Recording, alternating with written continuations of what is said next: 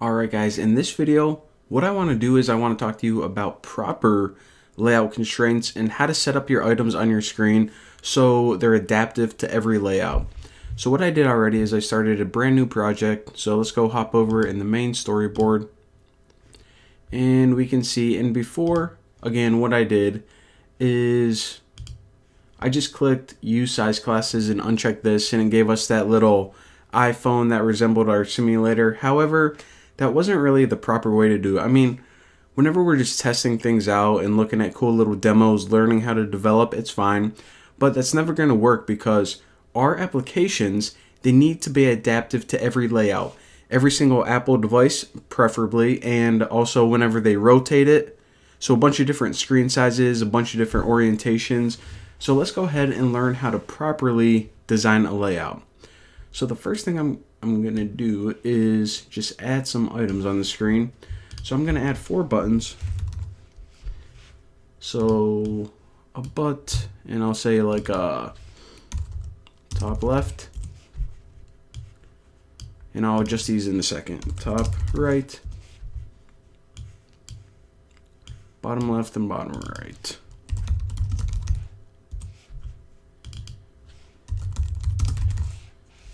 Alright, so now let's go ahead and position them like we would think. So grab the top left, drag it up until you see that little guideline, and also to the left right there. Now for the top right, butt it up against the right and also put it in line with the top left.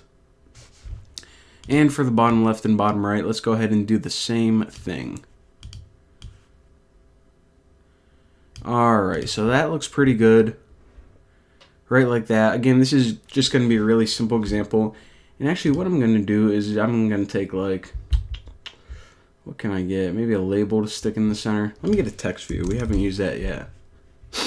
So a text view is pretty much just, well, it's the same thing as kind of a text view in web design, just a little chunk of text. It's bigger than a label. A label is usually just one word or one sentence. So this would be for something like a paragraph.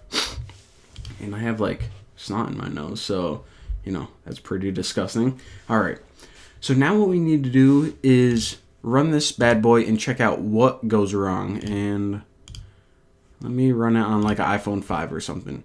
So we're going to run this in the stimulator, aka the simulator, but whatever, and check it out. So, okay, that looks nothing like we expected. I mean, this top left button looks alright, but this is way off to the side. The bottom left button is like getting cut off. And if I click hardware, then what I can do is I can rotate left or right. Alright, so that, I don't know, like doesn't even fix it. You can see the right button at least, but everything else is just getting cut off and messed up. So what we need to do, let me just close my simulator, is we need to make some rules saying how we want things to be laid out, or other words, positioned on the screen. Now these rules in iOS, they're called constraints. So we can click on one of these items and start adding constraints. And for example, these constraints would say, okay, always position it so it's in the top right corner of the screen. So no matter how big your screen is, no matter what position you're holding it in, it's always going to be in the top right corner. So let's do that right now, for example.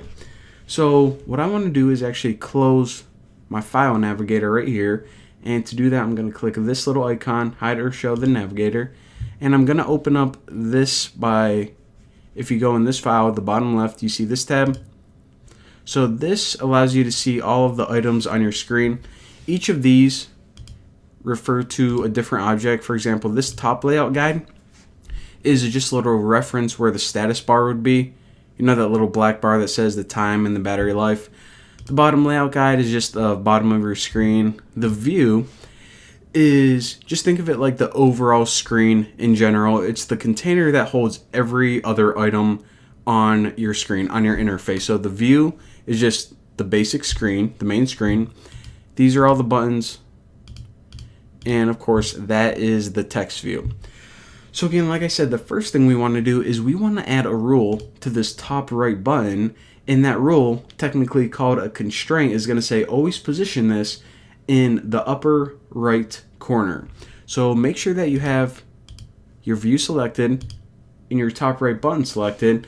And what you can do is you can hold down Control on your keyboard and drag this. So you see that we have a little blue line, just like whenever we were adding actions and outlets. Drag this from the top right button to the view and release. Now whenever we do this, we say we want to add a rule to position the top right button relative to the main screen. So now we're saying like before you're just looking at the top left corner. No. What you should do now is you could position this item on the screen relative to the entire screen. So you guys are going to see what it does in a second. So if we choose trailing space to container margin, I know it's kind of a stupid name, but what it does is it adds a constraint, in other words, a rule right there. Now, whenever we click this object, we can see that it now has a constraint, but we have these weird orange lines. Now, anytime you're working with constraints and you see these orange lines, it's not good because it means that you have some kind of issue. Something's not working the way it's supposed to.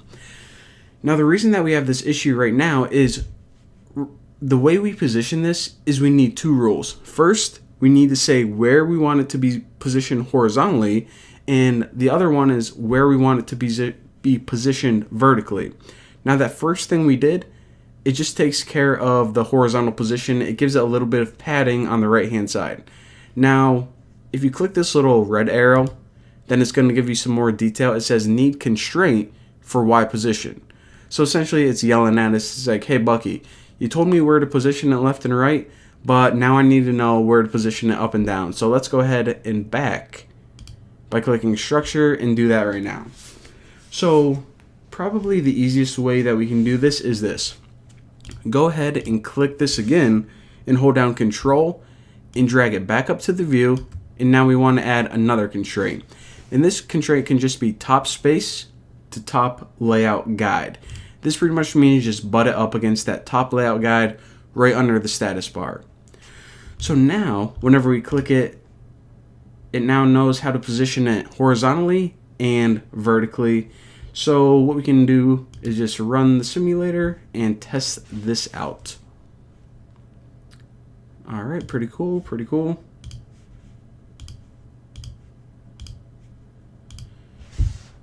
Alright, it's gonna work this time. Alright, so check it out.